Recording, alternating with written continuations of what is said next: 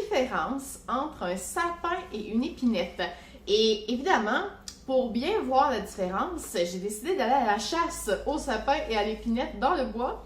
Mais comme il a neigé vraiment beaucoup ces 2 derniers jours, je me suis armée de mes raquettes pour pouvoir me promener.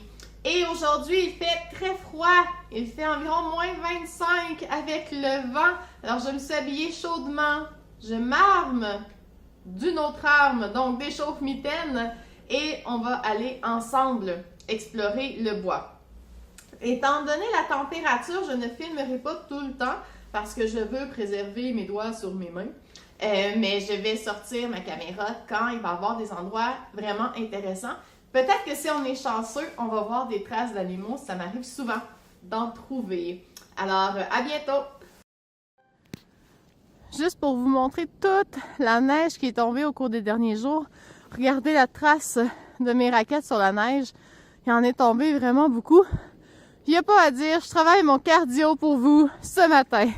Premier arrêt, j'ai trouvé un bon représentant des sapins. Je vais approcher la caméra des rameaux pour que vous puissiez bien le voir et je vais vous parler de ses principales caractéristiques. Alors, si on regarde au niveau des rameaux, vous allez voir que les aiguilles sont vraiment situées de chaque côté du rameau. Donc ça, c'est vraiment typique du sapin. L'épinette va avoir ses épines tout le tour. Et si on regarde aussi en dessous, alors je vais soulever et regarder en dessous, on voit 2 lignes blanches qui passent sous les aiguilles.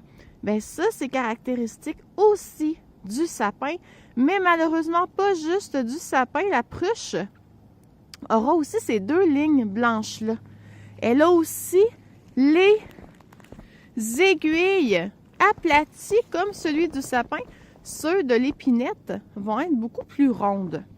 Alors, pour distinguer la pruche du sapin, on doit regarder le bout des aiguilles. Alors, le bout des aiguilles du sapin va se terminer en M, alors que le bout des aiguilles de la pruche va se terminer comme un rond. Je vais m'approcher du tronc, parce que le tronc du sapin permet aussi de l'identifier. Il aide, mais là, je ne sais pas si vous allez voir quelque chose. Mais au niveau du sapin, je vais aller par là, juste ici. Alors, vous voyez, il y a des espèces de petites vésicules, comme ici et ici. Donc, c'est ce qui va contenir la gomme de sapin. Donc, on peut manger, là, si vraiment on est très motivé, mais ça se mange. Alors, le sapin est le seul à avoir ces petites vésicules-là. La pruche du Canada ne les aura pas, et l'épinette non plus. Autre chose qui permet d'identifier le sapin par rapport à l'épinette sont les cônes. Les cônes du sapin vont être vraiment relevés vers le ciel, alors que les cônes de l'épinette vont tomber. Alors voilà, je vais continuer ma petite recherche. Alors c'est la vue que j'ai dans la forêt ce matin. Tout ce que je vois autour de moi, c'est seulement des sapins. J'espère que je vais réussir à trouver une petite épinette. Sinon, je crois que je vais être obligée de quitter la forêt pour peut-être aller sur le sentier de motoneige. Je vais voir. Me revoilà, goutte au nez, capuchon relevé parce que j'avais trop froid. J'ai trouvé un bon exemple d'épinette. Je vous le montre tout de suite. Alors, voici pour l'épinette. Ce qu'on peut voir, c'est que, comme je disais tout à l'heure, les aiguilles sont tout le tour du rameau. Donc, contrairement au sapin qui était vraiment de chaque côté. Les aiguilles aussi sont plus rondes, elles ne sont pas aplaties comme l'était le sapin.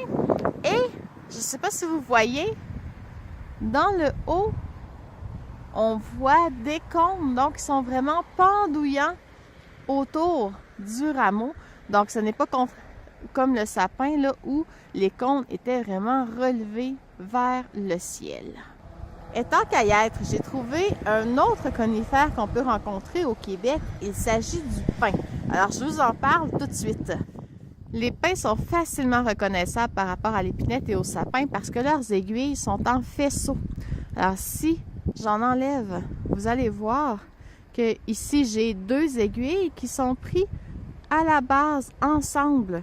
Alors, tout dépendant de l'espèce de pin, on peut avoir 2 aiguilles, on peut en avoir 5. Donc, ça varie en termes de quantité, mais ils vont tous être représentés par des faisceaux comme celui-ci. Un petit dernier pour le plaisir, un autre conifère qu'on peut retrouver dans nos forêts québécoises, mais qu'on rencontre surtout en ville, étrangement, qui borde les terrains, c'est ce qu'on appelle le cèdre.